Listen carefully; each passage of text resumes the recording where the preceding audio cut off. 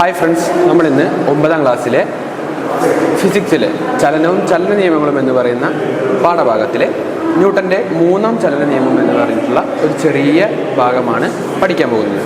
നമുക്ക് ഏവർക്കും പരിചിതനായിട്ടുള്ള ഒരു ഫേമസ് സയൻറ്റിസ്റ്റാണ് ന്യൂട്ടൻ എന്ന് പറയുന്നത്, അല്ലേ? അദ്ദേഹത്തിൻ്റെ ഏറ്റവും മഹത്തരമായ ഒരു കോൺട്രിബ്യൂഷനാണ് നമുക്കറിയാവുന്ന ന്യൂട്ടൻ്റെ ചലന നിയമങ്ങൾ. 1ഉം 2ഉം ചലന നിയമങ്ങൾ നമ്മൾ പഠിക്കേണ്ടായി. ഇനി നമ്മൾ ഇന്ന് പഠിക്കാൻ പോകുന്നത് ന്യൂട്ടൻ്റെ 3ാം ചലന നിയമത്തെക്കുറിച്ചാണ്.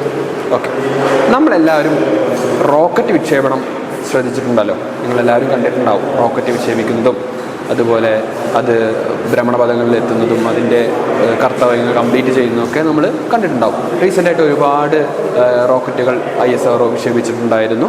നമ്മുടെ മറ്റ് രാജ്യങ്ങളിലും അതുപോലെ റോക്കറ്റുകളൊക്കെ വിക്ഷേപിക്കുന്നുണ്ട്. അത്തരത്തിൽ നമ്മൾ ഒരു റോക്കറ്റ് വിക്ഷേപിക്കുന്ന ഒരു സന്ദർഭത്തെ നമ്മൾ വിലയിരുത്തുകയാണെന്ന് വിചാരിക്കാം. എന്താണ് നിങ്ങളവിടെ ശ്രദ്ധിക്കുന്നത്?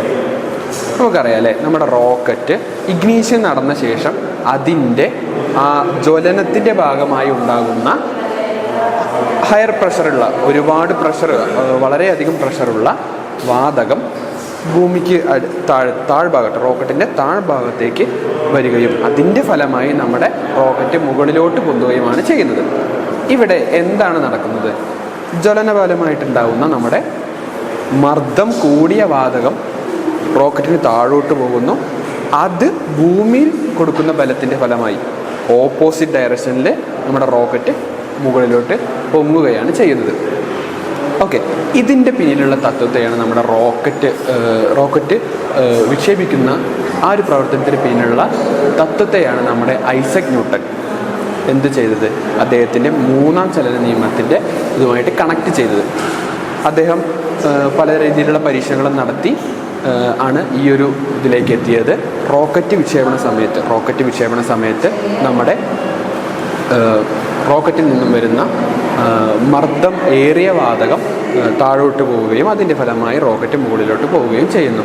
ഇവിടെ റോക്കറ്റ് അതിൽ നിന്ന് പുറത്തു വരുന്ന മർദ്ദം കൂടിയ വാതകം ഭൂമിയിലോട്ട് പ്രയോഗിക്കുന്ന പ്രഷർ അല്ലെങ്കിൽ ആ ബലത്തിന് എതിരായിട്ട് അതേ ബലത്തോടു കൂടി ഒരു പ്രഷർ കൊടുക്കുന്നതിൻ്റെ ഫലമായിട്ടാണ് നമ്മളുടെ റോക്കറ്റ് മുകളിലോട്ട് പോകുന്നത്. ഇവിടെ എന്താണ് നമുക്ക് പറയാൻ കഴിയുന്നത്? ഏതൊരു പ്രവർത്തനത്തിലും തുല്യവും വിപരീതവുമായ ഒരു പ്രതിപ്രവർത്തനം ഉണ്ടായിരിക്കും. ഈ ന്യൂട്ടൻ്റെ 3ാം ചലന നിയമത്തെ നമ്മൾ നമ്മുടെ റോക്കറ്റിൻ്റെ കേസിൽ കൊണ്ടുവരികയാണെന്നുണ്ടെങ്കിൽ റോക്കറ്റിൽ നിന്നും വന്നിട്ടുള്ള ആ വാതകം കൊടുക്കുന്ന അതേ പ്രവർത്തനം, ആ ഒരു പ്രവർത്തനത്തിൻ്റെ ഫലമായിട്ട് അതിനെ എതിർക്കുന്ന ഓപ്പോസിറ്റ് ഡയറക്ഷനിലുള്ള ഒരു പ്രവർത്തനം ഉണ്ടാവുകയും ആ പ്രവർത്തനമാണ് റോക്കറ്റിനെ മുകളിലോട്ട് പൊന്തുന്നതിന് സഹായിക്കുകയും ചെയ്തത്. ഇത്തരത്തിൽ നമ്മൾ ഒരുപാട് എക്സാമ്പിളുകൾ ന്യൂട്ടൻ്റെ 3ാം ചലന നിയമത്തിന് നമ്മൾ കണ്ടിട്ടുണ്ട്. ഫോർ എക്സാമ്പിൾ നമ്മൾ തോണി തുഴയുന്നത് തോണിയെ നമ്മൾ പങ്കായം വെച്ച് നമ്മൾ പിന്നോട്ട് തുഴയുകയും അതിന് ഓപ്പോസിറ്റ് ഡയറക്ഷനിൽ തോണി മുന്നോട്ട് പോവുകയും ചെയ്യുന്നുണ്ട്. അവിടെയും തുല്യവും വിപരീതവുമായ ഒരു പ്രതിപ്രവർത്തനം നടക്കുന്നു. അതുകൊണ്ടാണ് നമ്മുടെ തോണിയെ മുന്നോട്ട് പോകുന്നത്. ഇത്തരത്തിൽ ന്യൂട്ടൻ്റെ 3ാം ചലന നിയമം ഉപയോഗപ്പെടുത്തുന്ന ഒരുപാട് കാര്യങ്ങൾ നമ്മുടെ നിത്യജീവിതത്തിൽ നമുക്ക് കണ്ടുവരുന്നതാണ്. നിങ്ങൾ എന്താണെന്നുള്ളതും എല്ലാം ഒന്ന് അന്വേഷിച്ച് കണ്ടുപിടിക്കുക. ന്യൂട്ടൻ്റെ 3ാം ചലന നിയമം എല്ലാവർക്കും മനസ്സിലായി എന്ന് വിചാരിക്കുന്നു.